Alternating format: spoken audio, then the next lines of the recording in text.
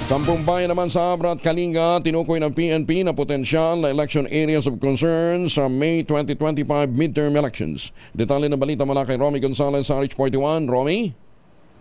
Ipinalabas na ng Police Regional Office Cordillera ang pinakauling talaan ng mga natukoy nilang lugar sa Cordillera na potential election areas of concern sa nalalapit na May 2025 midterm national at local elections. Sa naganap na ikalawang Regional Joint Security Control Center meeting ng mga opisyal ng COMELEC, PNP at AFP, sinabi ni PROCA Regional Director Brigadier General David Peredo Jr., 3 bayan sa Abra na kinabibilangan na Bangged, Bukay at Pilarang nasa ilalim sa orange category dahil sa matinding alitang politikal at pagkakaroon ng election-related incidents.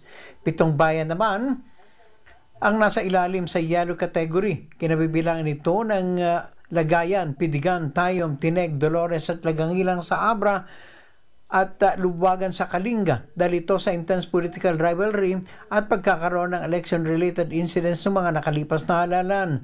Samantala, 67 bayan naman sa buong Cordillera ang nasa green category. Sinabi ni Peredo, nilagay nila ang 3 bayan sa Abra na orange category para mapagtuunan nila ng higit na pansin at para makagawa ng mga tamang counter-security measures habang papalapit na ang halalan.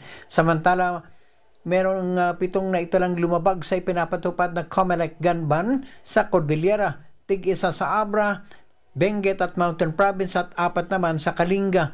Nasampan na ng kaukulang kaso ang mga gun violators. Ito si RH41 Romy Gonzalez para sa DZRH, una sa Pilipinas, una sa Pilipino. Maraming salamat, Romy. Jose Gina.